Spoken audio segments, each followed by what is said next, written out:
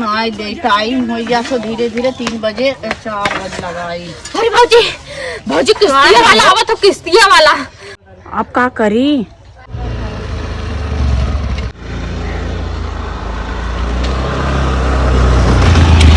अरे हमारे भौजी तू हमके अनाथ बनाओ हमारे भौजी।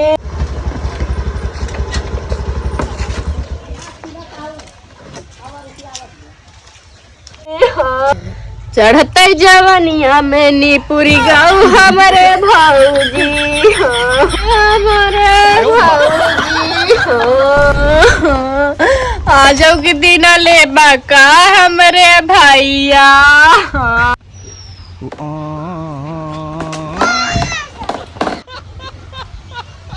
गरी हाँ गई भौजी। किसकी बोल गए? हाँ गई।